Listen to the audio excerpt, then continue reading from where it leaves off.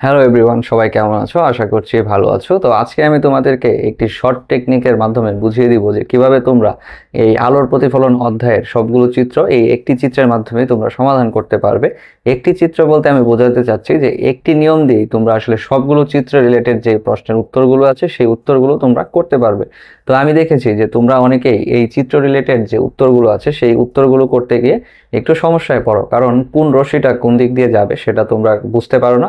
তো আজকের ভিডিওতে আমি কিন্তু একটি শর্ট ট্রিক্সের মাধ্যমে তোমাদেরকে সেটা দেখাবো। তো চলো আমরা শুরু করি। তো তার আগে আমাদেরকে একটি বিষয় জানতে হবে যে আলোর প্রতিফলন চ্যাপ্টারের মধ্যে তোমাদেরকে একটি বিষয় জানতে হবে যে দর্পণ কি। তো দর্পণ হচ্ছে কিন্তু আয়না। তো এই আয়নাকে আবার দুই ভাবে ভাগ করা যায়, একটা হচ্ছে সমতল দর্পণ আর একটা হচ্ছে গলীয় দর্পণ।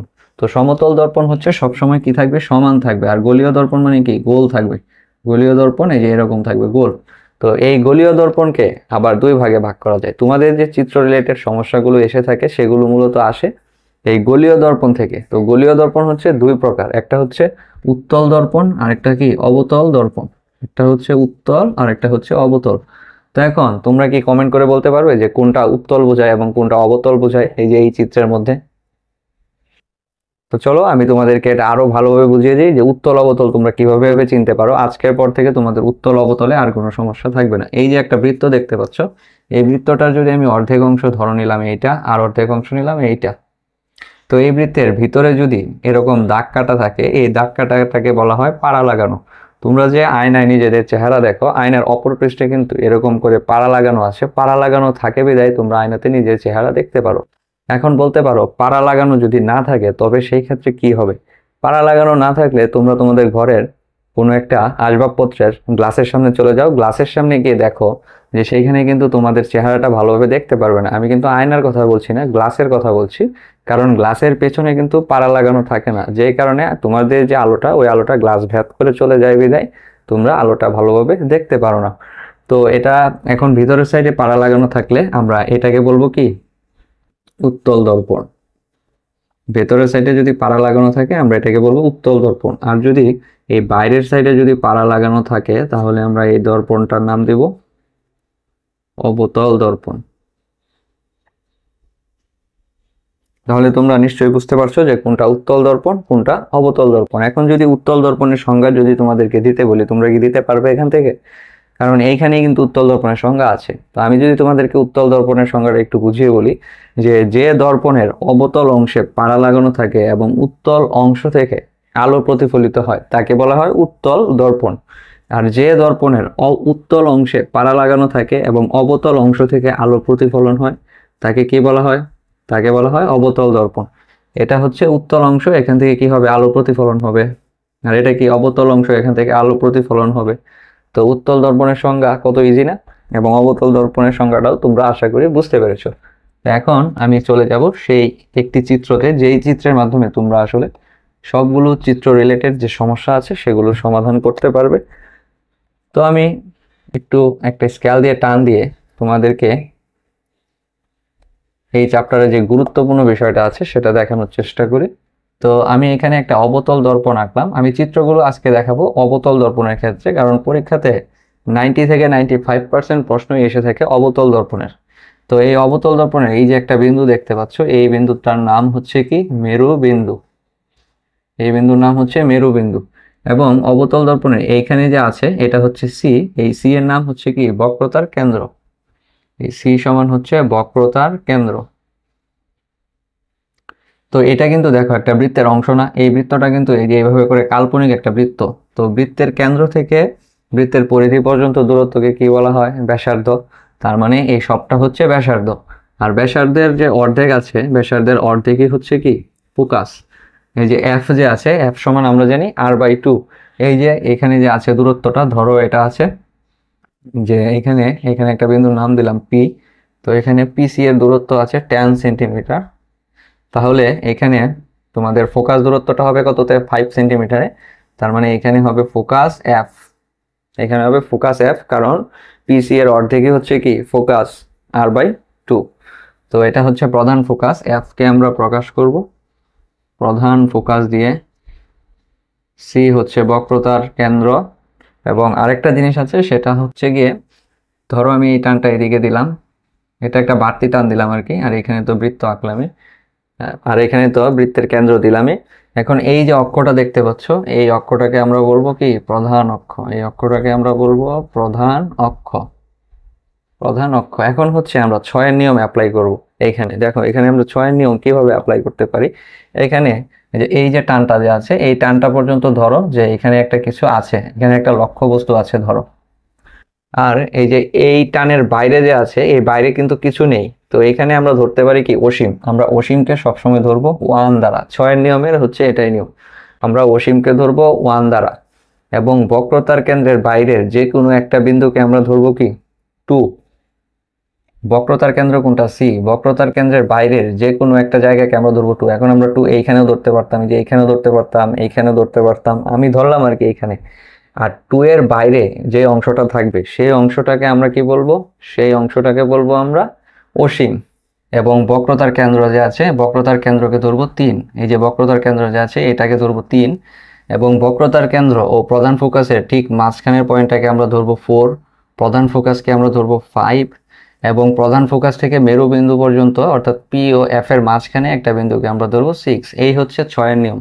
তো এই ছয়ের নিয়মে তোমাদেরকে ছয়টা চিত্র শিখতে হবে। তো একটা চিত্র যদি ভালোভাবে শিখতে পারো তাহলে কিন্তু ছয়টা চিত্রের যে বেসিক আছে সেই বেসিকগুলো তোমরা পারবে। তো এখন আমি তোমাদেরকে এই ছয়টা যে চিত্র আছে সেই চিত্রগুলো দেখিয়ে দিব। তো ছয়ের নিয়ম সম্পর্কে আরেকটু কথা বলে নিই, যে ছয়ের নিয়ম বলতে বোঝায় যে কোনো একটা বিন্দু যদি, যে কোনো একটা লক্ষ্যবস্তু যদি থাকে ওয়ানে, কোনো একটা লক্ষ্যবস্তু যদি থাকে ওয়ানে, তাহলে একের সাথে কত যোগ করলে ছয় হবে? একের সাথে 5 যোগ করলে হবে 6। তার মানে কোনো একটা বস্তুর লক্ষ্যবস্তু যদি থাকে ওয়ানে মানে অসীমে, তাহলে সেটা বিম্ব গঠন করবে প্রধান ফোকাসে ফাইভে। ফাইভ যেই বিন্দুতে আছে সেইখানে বিম্ব গঠন করবে। এখন ধরো কোনো একটা লক্ষ্যবস্তু আছে টুতে, কোনো একটা লক্ষ্যবস্তু আছে টুতে, তাহলে টু এর সাথে কত যোগ করলে সিক্স হবে? 4 যোগ করলে।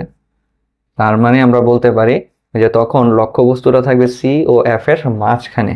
এখন ধরো কোনো একটা বস্তু আছে থ্রিতে, তো থ্রি এর সাথে থ্রি যোগ করলে হবে সিক্স। তার মানে ওটার প্রতিবিম্ব গঠিত হবে কোথায়? এই যে এইখানে গঠিত হবে, এইখানে একটা উল্টা প্রতিবিম্ব গঠিত হবে। এখন ধরো কোনো একটা লক্ষ্যবস্তু আছে ফোরে, ফোরের সাথে টু যোগ করলে কত হবে? সিক্স। তার মানে সেটার আমরা প্রতিবিম্ব পাবো কোথায়? প্রতিবিম্ব পাবো প্রতিবিম্ব পাবো বক্রতার কেন্দ্রের বাইরে। এখন কোনো একটা বস্তু আছে ফাইভে, যে এইখানে কোনো একটা লক্ষ্য বস্তু রাখলে, ধরো তুমি এখানে একটা কলম রাখলে লক্ষ্য বস্তু, তো এখানে যদি ফাইভে রাখি তাহলে আমরা এখানে প্রতিবিম্ব পাবো ওয়ানে। ওয়ানে মানে কি? ওয়ান মানে কি? ওয়ান মানে হচ্ছে অসীম, মানে এটা অনেক দূরে চলে যাবে। তো এখন চলো আমরা একটা একটা করে চিত্র দেখি।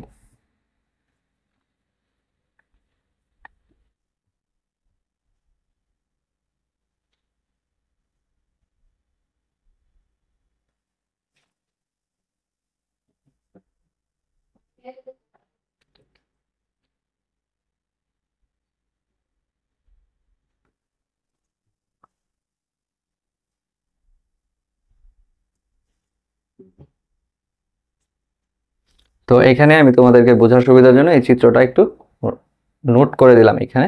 তো এখন চলো আমরা এক নাম্বার চিত্রটা দেখবো প্রথমে, যে এক নাম্বার চিত্রটা কি হবে। তো প্রথমে তোমরা একটা প্রধান অক্ষ এঁকে নাও স্কেল দিয়ে। তো প্রথমে তোমরা একটা প্রধান অক্ষ এঁকে নিবে স্কেল দিয়ে।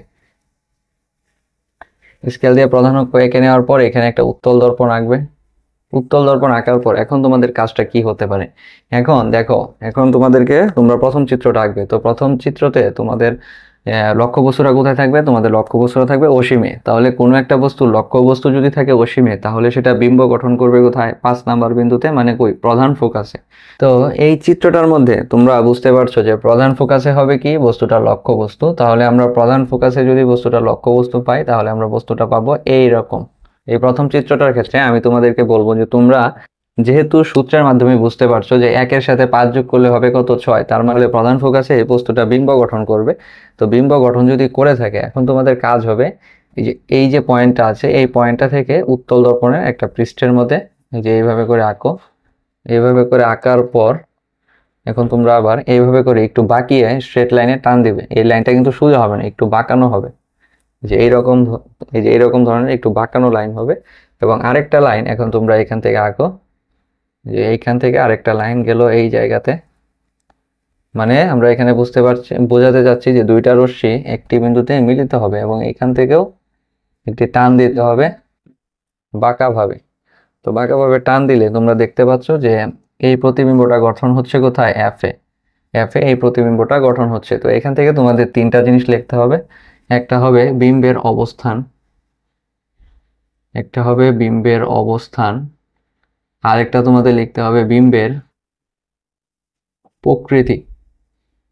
তো এখান থেকে তোমাদের তিনটা জিনিস কিন্তু পরীক্ষাতে লিখতে বলে, বিম্বের অবস্থান, বিম্বের প্রকৃতি, আরেকটা বসাতে হবে বিম্বের আকৃতি। তো সেগুলো তোমরা কিভাবে লিখবে এখন আমি তোমাদেরকে সেটা দেখিয়ে দিচ্ছি। এই সূত্রগুলো একটু মুছে দিচ্ছি। তো এখানে দেখো বিম্বের অবস্থান কোথায়, এখানে বিম্বের অবস্থান হচ্ছে এফে। তার মানে তোমরা লিখবে এখানে বিম্বের অবস্থান হচ্ছে প্রধান ফোকাসে। বিম্বের অবস্থান হচ্ছে কোথায়, প্রধান ফোকাসে। এখন হচ্ছে বিম্বের প্রকৃতি। তো এই টানটা যেহেতু অসীম থেকে আসছে, আমি এটাকে আরেকটু দীর্ঘ করি, এইদিকে আরেকটু দীর্ঘ করলাম। দীর্ঘ করার পর এখানে একটা স্ট্রেট টান দিয়ে দিব, মানে এটা আসছে অসীম থেকে।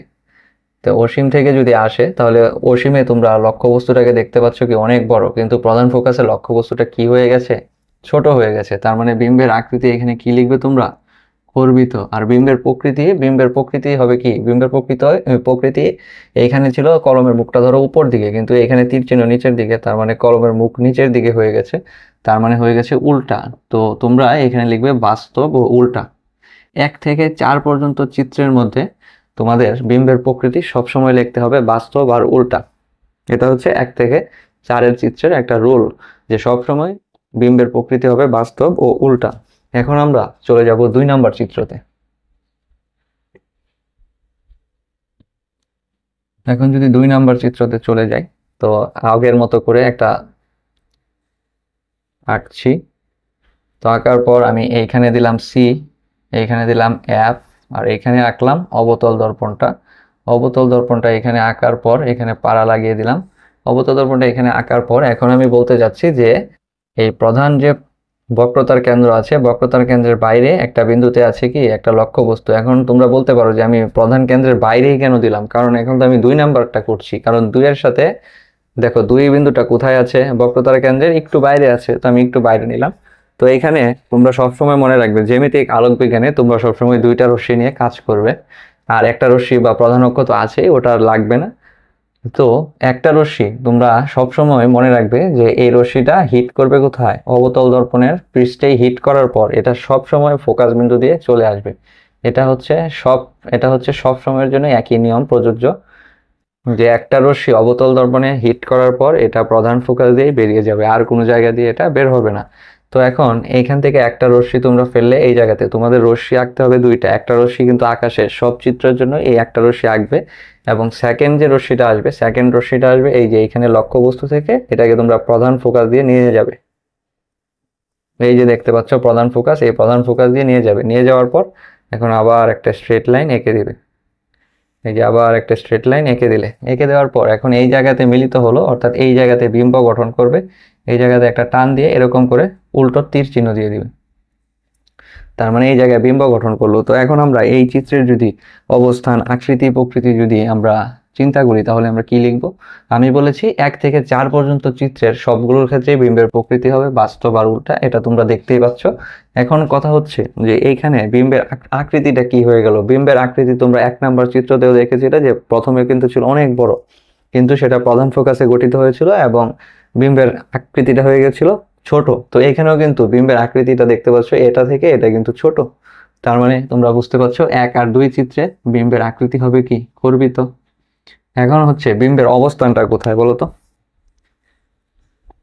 এখন বিম্বের অবস্থানটা হচ্ছে এই যে সি আর এফ এর মাধ্যমে, এফ এর মধ্যে। এখন বিম্বের অবস্থানটা হচ্ছে সি ও এফ এর মধ্যে। এখন সি ও এফ এর পরিচয় কি, সি হচ্ছে বক্রতার কেন্দ্র, এফ হচ্ছে প্রধান ফোকাস। তো তোমরা পরীক্ষাতে এইভাবে লিখতে পারো যে বক্রতার কেন্দ্র ও প্রধান ফোকাসের মাঝে, অথবা তোমরা এটাও লিখতে পারো সি ও এফ এর মাঝে। তো আমি এখানে লিখছি সি ও এফ এর মাঝে, এবং এটা এখানে টান দিয়ে একটু লিখে দিচ্ছি যে বক্রতার কেন্দ্র ও প্রধান ফোকাসের মাঝে, বক্রতার কেন্দ্র ও প্রধান ফোকাসের মাঝে। আমার মতে যে তোমরা বক্রতার কেন্দ্র ও প্রধান ফোকাসের মাঝে এভাবে লিখলেই খুব ভালো হয়। তো এভাবে করে লিখে দিবে। তো এটাই হচ্ছে 2 নম্বর চিত্র। এখন আমরা চলে যাব তৃতীয় চিত্রতে।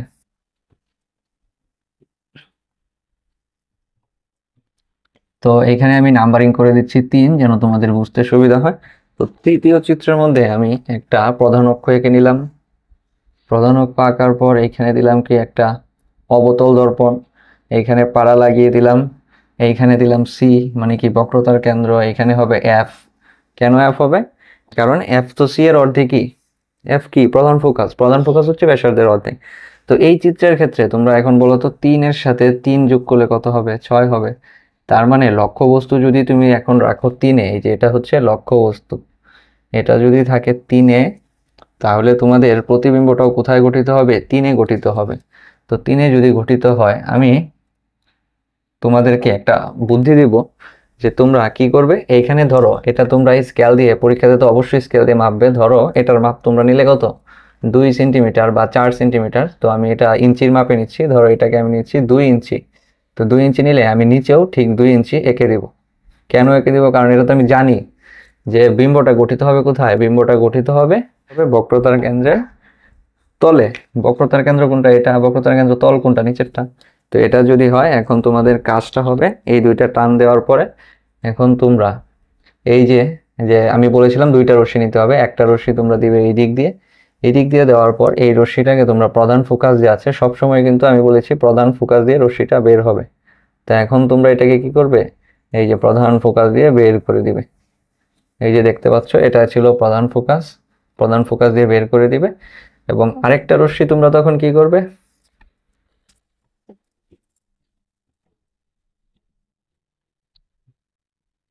এবং আরেকটা রশ্মি তোমরা তখন আবার কি করবে? এই যে প্রধান ফোকাস দিয়ে বের করবে আরেকটা রশ্মি।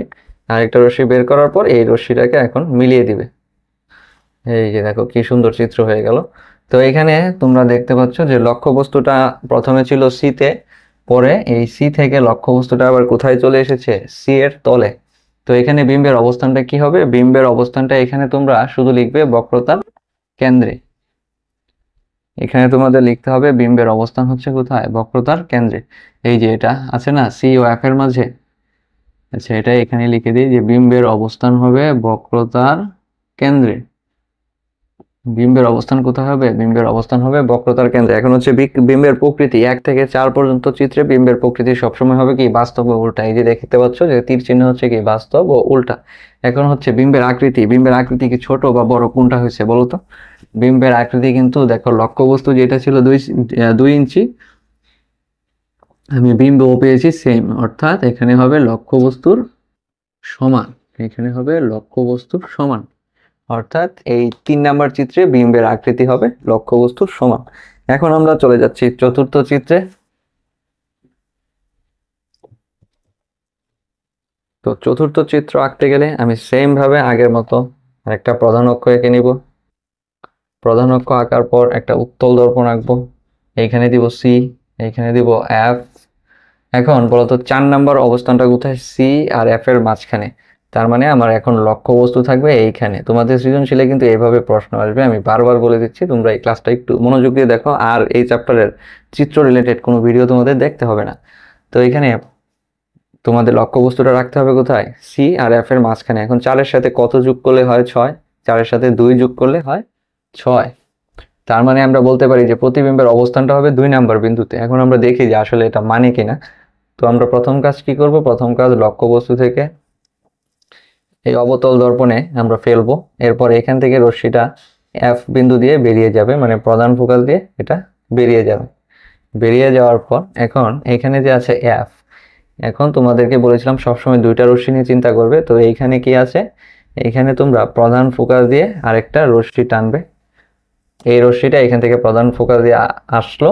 তো এখানে কিন্তু তোমাদের আর বাড়তি কোনো রশ্মি আঁকার প্রয়োজন নেই। এখন তোমরা এটাকে এভাবে করে মিলিয়ে দিবে, এভাবে করে যেতে থাকবে। তো যেই জায়গাতে এটা মিলবে সেখানে তোমরা সেটাকে মিলিয়ে দিবে। তো আমার এখানে চিত্রের মধ্যে এটা এইখানে এটা এইখানে মিলেছে।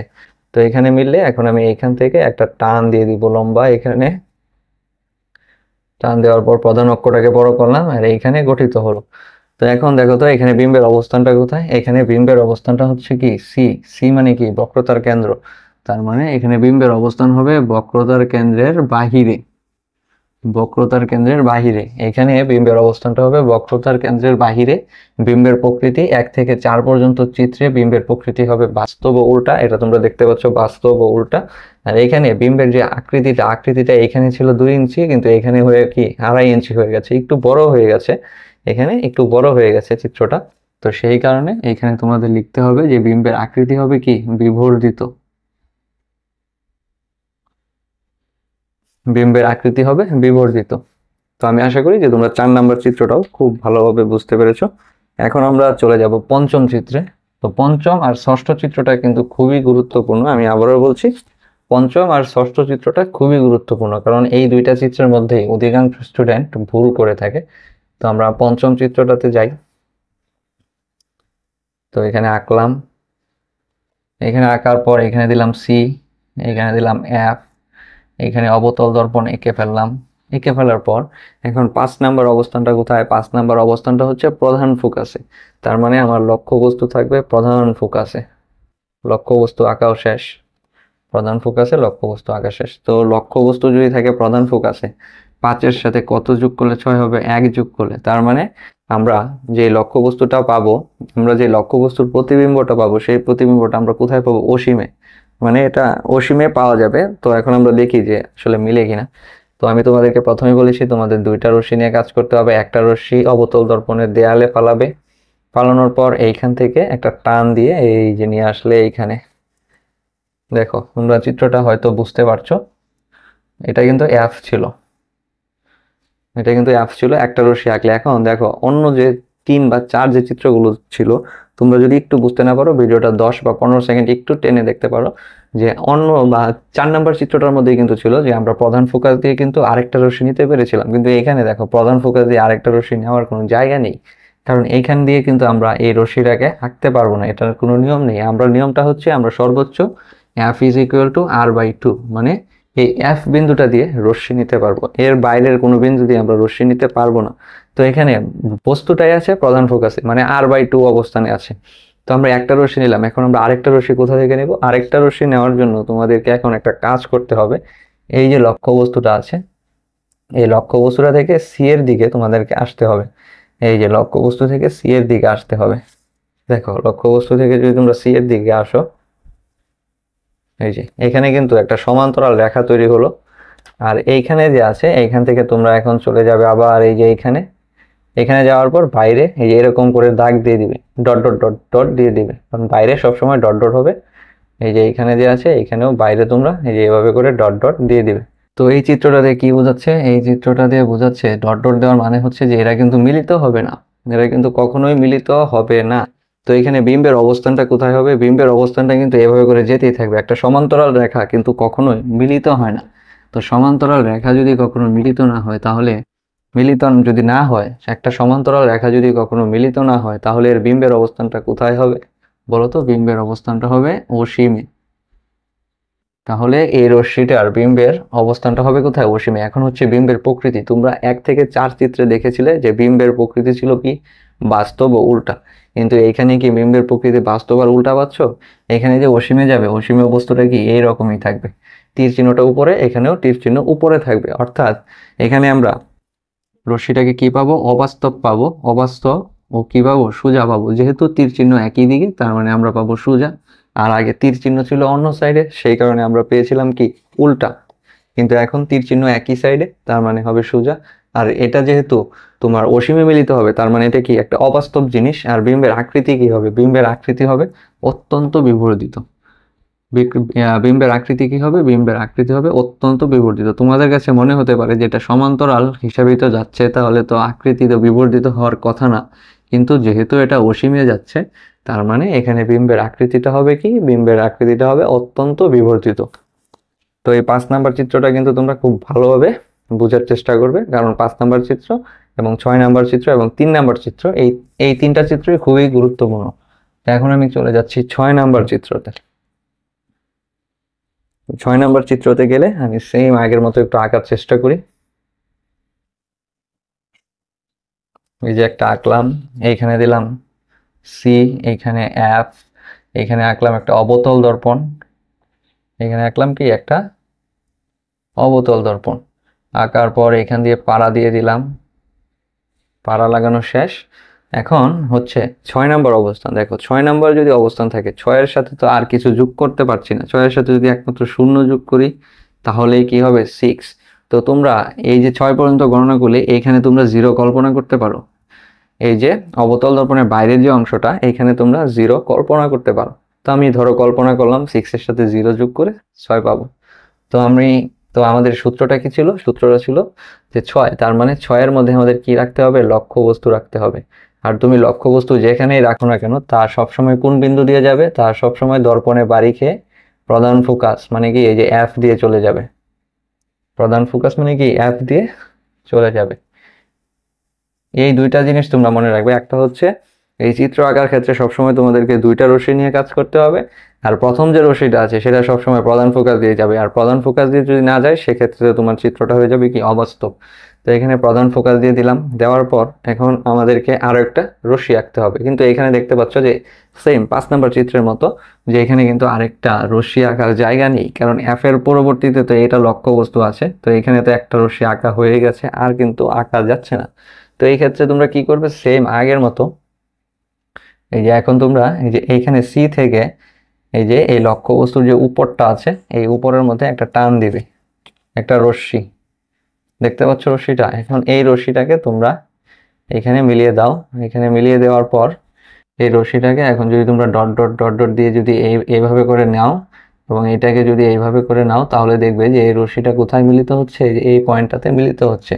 এখন এখানে আমি প্রধান অক্ষটাকে আর একটু বর্ধিত করে এখানে এই যে লক্ষ্যবস্তুটা পাচ্ছি। তোমরা দেখতে পাচ্ছ যে লক্ষ্যবস্তুটা কোথায় মিলিত হচ্ছে? লক্ষ্যবস্তুটা মিলিত হচ্ছে এই অবতল দর্পণের বাইরে।